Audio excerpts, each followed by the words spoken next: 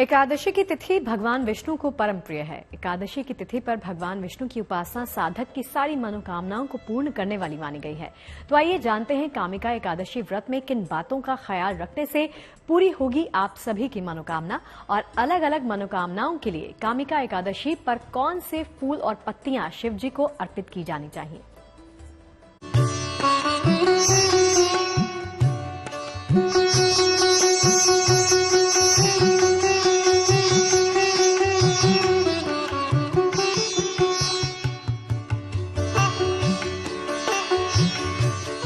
श्री हरि विष्णु सृष्टि के पालनहार हैं।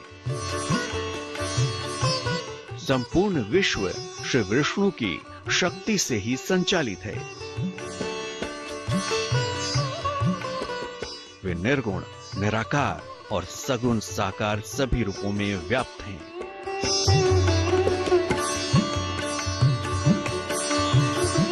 और ये एकादशी सौभाग्य और पुण्य प्रदान करने वाली है।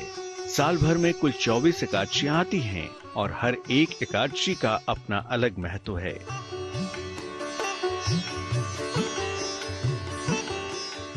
विधि विधान से कामिका एकादशी का व्रत करके आप श्री हरि की विशेष कृपा पा सकते हैं। ज्योतिष के जानकारों की माने तो कामिका एकादशी पर पूजा उपासना के कुछ विशेष नियम हैं और सही विधान से पूजन करके आप भगवान को जल्दी प्रसन्न कर सकते हैं। तो आइए जानते हैं कामिका एकादशी पर कैसे करें उत्तम उपासना।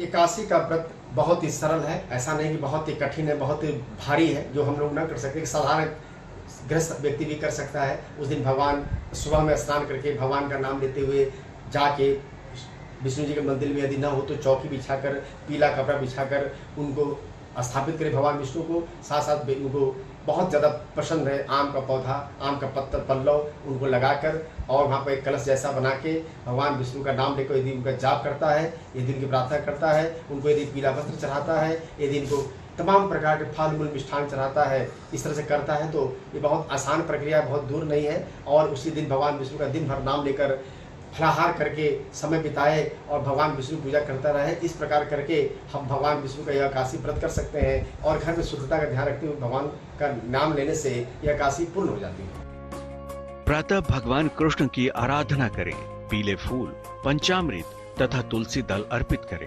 फल भी अर्पित कर सकते हैं। भगवान कृष्ण का ध्यान करें, उनके मंत्रों का जप करें, शिव जी को जल अर्पित करें। सायंकाल पीपल के वृक्ष के नीचे सरसों के तेल का दीपक जलाना भी उत्तम होगा। पूर्ण रूप से जलीय आहार लें या फलाहार लें। अगर भोजन ग्रहण करना ही है तो सात्विक भोजन ही ग्रहण करें। मन को ईश्वर में लगाएं, क्रोध न करें। अगर आप उपवास नहीं कर सकते हैं तो केवल उपासना से भी आप भगवान कृष्ण को प्रसन्न कर सकते हैं, क्योंकि सच्चे मन से ईश्वर की उपासना करने से हर समस्या का समाधान मिल सकता है। तो जो शक्ति हर ओर व्याप्त है, लेकिन इस व्रत के कुछ नियम भी हैं। यह व्रत दो प्रकार से रखा जाता है, निर्जल व्रत और फलाहारी या जलीय व्रत। निर्जल व्रत पूर्ण रूप से स्वस्थ व्यक्ति को ही रखना चाहिए। सामान्य लोगों को फलाहारी या जलीय उपवास रखना चाहिए।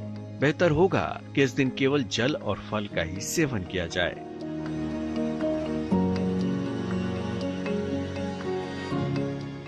हरि कृपा का ये दिन बड़ा ही दिव्य है। विधि विधान और सच्चे मन से कामिका एकादशी पर किए उपाय हर समस्या का समाधान कर देते हैं। तो आइए जानते हैं कि इस कामिका एकादशी पर कैसे करें विशेष प्रयोग। एकादशी के दिन यदि हम लोग दक्षिणावर्ती संघ से कुछ जल में भर के यदि सूर्य को चढ़ाते हैं तो आपकी जो भी मनोकामना होती है पूर्ण हो जाती है। ऐसा मान्यता है कि यदि संघ के द्वारा यदि जल चढ़ाया जाए तो भगवान विष्णु की कृपा प्राप्त होती है और जो भी आपकी बड़ी इच्छा, कोई बहुत बड़ी इच्छा होगी वो अवश्य पूर्ण हो जाती है। लेकिन नियम यह है कि आप एकादशी के दिन जल लेकर भगवान शिव, भगवान विष्णु का नाम लेकर सूर्य को अर्घ दें तो आपका मनोकामना अवश्य पूर्ण हो। इस दिन मध्य रात्रि में उपासना जरूर करें। या तो भगवत गीता का पाठ करें या यथाशक्ति शिव पुराण का पाठ करें। इसके बाद अपनी समस्याओं के निवारण की प्रार्थना करें। आपकी हर तरह की समस्या का निवारण होगा।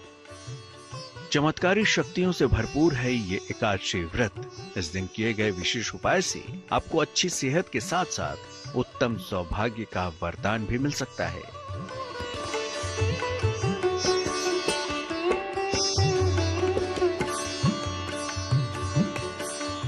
सच्चे मन से अगर इन उपायों को अपनाया जाए तो सहजता से ही मिल सकती है श्री हरि की कृपा।